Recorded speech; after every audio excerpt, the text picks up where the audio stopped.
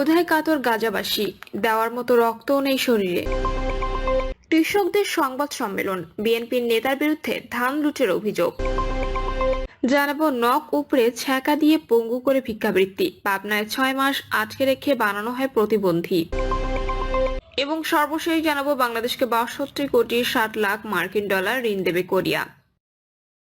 শুনছিলেন সংবাদ শিরোনাম, এবারে বিস্তারিত। ক্ষুধায় কাতর গাজাবাসী, দেওয়ার মতো রক্তও নেই শরীরে।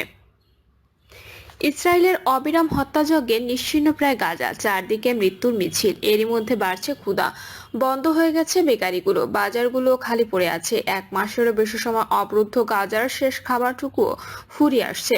খাদ্যের অভাবে ইতোমধ্যে শারীরিকভাবে ভেঙে পড়েছে গাজার বাসিন্দারা।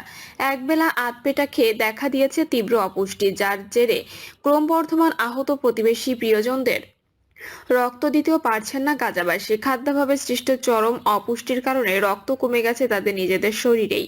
মার্কিন সংবাদ সংস্থা এপির প্রতিবেদনে বলা হয়েছে, অবরুদ্ধ ভূখণ্ডে ক্রমবর্ধমান চাহিদা থাকা সত্ত্বেও ইসরায়েলের চলমান অবরোধ এবং অনাহার অভিযানের ফলে সৃষ্ট তীব্র অপুষ্টি অনেক ফিলিস্তিনিকে রক্তদানে বাধা দিচ্ছে। 2023 সালে অক্টোবরে যুদ্ধ শুরুর পর গাজায় সম্পূর্ণ অবরোধ আরোপ করে ইসরায়েল। খাদ্য, পানি, জ্বালানি ও মানবিক সাহায্য প্রবেশের পথ বন্ধ করে দেয় বর্বর সেনারা। পরবর্তী সময়ে থেমে থেমে কিছু ত্রাণ সরবরাহ অব্যাহত থাকলেও 2রা মার্চ থেকে আবারও পূর্ণ অবরোধ পুনর্বহাল করে ইসরায়েল। এতে আবারও তীব্র খাদ্য সংকটে পড়ে গাজাবাসী, যার সরাসরি প্রভাব পড়েছে রক্তদান কর্মসূচিতে। অপুষ্টির কারণে গাজার অনেকেই রক্তদান করতে অক্ষম হয়ে পড়েছেন। রক্তের ইউনিটের ক্রমবর্ধমান চাহিদা মেটাতে ব্যর্থ হচ্ছেন তারা। স্বেচ্ছাসেবক আব্দুল্লাহ আল আরের বলেছেন, আমি সাহায্য করার জন্য কিছু করতে চেয়েছিলাম, কিন্তু রক্তদান করা আমার পক্ষে কঠিন ছিল, কারণ আমাদের শরীর আগের মতো নেই। আমরা অনিরাপদ পানি পান করি। আমার কিছু বন্ধু রক্তদান করতে পারেনি, কারণ তাদের হিমোগ্লোবিনের মাত্রা খুব কম ছিল। গাজা ব্যাপটিস্ট হাসপাতালে তরুণ স্বেচ্ছাসেবক ইয়াহিয়া আল জারদ রক্তদান করার চেষ্টা করেছিলেন, কিন্তু তিনি একটি সম্পূর্ণ ইউনিট সম্পূর্ণ করতে পারেননি। মাঝপথে থামতে হয়েছিল তাকে। তিনি বলেন, ক্ষুধার কারণে আমি দুর্বল হয়ে পড়ি, এজন্য রক্তদানে ব্যর্থ হই। হাসপাতালে রক্তদান অভিযানের তত্ত্বাবধানকারী ল্যাব বিশেষজ্ঞ হুদা আবু দালাল বলেছেন, রক্তদান করতে আসা 20 থেকে 30% স্বেচ্ছাসেবক রক্ত স্বল্পতায় ভুগছেন। রক্তের মজুদ কম থাকায় এবং দাতার সংখ্যা অপর্যাপ্ত হওয়ায় জর্ডান এবং পশ্চিম তীরের দিকে ঝুঁকছে গাজার স্বাস্থ্য মন্ত্রণালয়। এদিকে ইসরায়েলি অবরোধে নিন্দা জানিয়েছে আন্তর্জাতিক সাহায্য সংস্থা এবং অধিকার গোষ্ঠীগুলো। তা সত্ত্বেও গাজায় হামলা অব্যাহত রেখেছে ইসরায়েলি বাহিনী। সকাল থেকে রাত পর্যন্ত 28 জন নিহত হয়েছেন। এর মধ্যে দক্ষিণ গাজায় খান ইউনুসের বোমা হামলায় জীবন্ত পুড়ে মরেছেন একই পরিবারের 11 জন। একাধিক বিমান হামলার কারণে খান ইউনিসে ওই বাড়িতে আগুন লেগে যায়। গাজা শহরের পশ্চিম অংশে বিমান হামলায় একটি পরিবারের 7 সদস্য নিহত হয়েছেন। যুদ্ধবিরতি নিয়ে নতুন প্রস্তাব কাতার মিশরের। হামাস ইসরায়েল যুদ্ধ বন্ধে নতুন একটি প্রস্তাব তৈরি করেছে মধ্যস্থতাকারী দেশ কাতার ও মিশর। আলোচনার সঙ্গে যুক্ত এক জ্যেষ্ঠ ফিলিস্তিনি কর্মকর্তার বরাত দিয়ে ব্রিটিশ সংবাদ মাধ্যম বিবিসি ও এ তথ্য জানিয়েছে। ওই কর্মকর্তার দেওয়া তথ্য অনুযায়ী নতুন এ প্রস্তাব কার্যকর হলে হামাস ও ইসরায়েলের মধ্যে যুদ্ধবিরতি থাকবে 5 থেকে 7 বছর।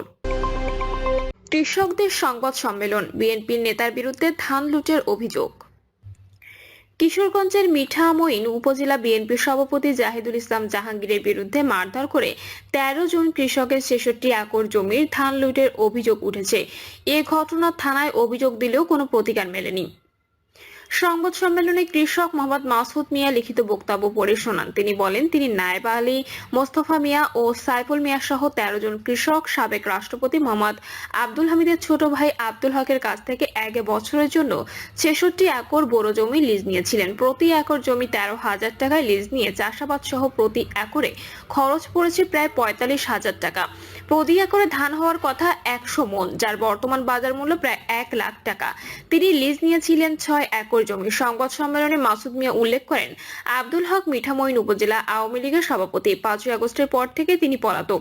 এই কারণে তার জমি তিনি লিজে দিয়েছেন। তার সঙ্গে বিএনপি নেতা জাহাঙ্গীরের রাজনৈতিক বিরোধ থাকতে পারে, কিন্তু কৃষকরা কি দোষ করেছেন? গত শনিবার কম্বাইন হারভেস্টার দিয়ে সমুদয় ধান জাহাঙ্গীরের লোকজন কেটে নিয়ে গেছেন। এতে কৃষক ও তাদের স্বজনরা বাধা দিতে গেলে হামলা চালানো হয়। হামলায় 5 জন কৃষক আহত হন। বিএনপি নেতা জাহিদুল আলম জাহাঙ্গীরের ভাষ্য, এসব জমির প্রকৃত মালিকরা থাকেন কিশোরগঞ্জ শহরে। তাদের জমি সাবেক রাষ্ট্রপতি মোহাম্মদ আব্দুল হামিদের ছোট ভাই আব্দুল হক জোরপূর্বক দখল করেছিলেন। 5ই আগস্টের পর তিনি পালিয়ে গেলে প্রকৃত মালিকরাই জমি আবাদ করেছিলেন। তারা নিজেদের জমির ধান কাটার সময় অভিযোগকারীদের 5 একরের মতো জমির ধান কাটা হয়ে থাকতে পারে। তাকে বিতর্কিত করার জন্য আব্দুল হকের লোকজন সংবাদ সম্মেলন করেছেন। সংবাদ সম্মেলনে কয়েকজন জামা খুলে শরীরের বিভিন্ন জায়গায় আঘাতের চিহ্ন দেখিয়েছেন। এই ঘটনায় ক্ষতিগ্রস্তরা মিঠামইন থানায় গেলে লিখিত অভিযোগ দিতে বলা হয়, কিন্তু জমির মালিকদের তালিকা দেওয়ার পরও জাহাঙ্গীরের প্রভাবে থানা কোনো ব্যবস্থা গ্রহণ করেনি বলে সংবাদ সম্মেলনে অভিযোগ করা হয়। এ বিষয়ে মিঠামইন থানার ওসি শফিউল আলম দাবি করেন, জমির ধান কাটার 3-4 দিন আগে কয়েকজন তার কাছে অআনুষ্ঠানিকভাবে জানান তার ধান কাটার ব্যাপারে নিরাপত্তার অভাব বোধ করছেন। তখন তিনি তাদের জমির কাগজপত্র সহ অভিযোগ দিতে বলেন। কাগজপত্র দেখে অন্যদের সঙ্গে কথা বলে ধান কাটার ব্যবস্থা করে দেবেন বলে জানিয়েছিলেন, কিন্তু পরবর্তী সময়ে তারা যোগাযোগ করেনি, কোনো লিখিত অভিযোগও দেননি।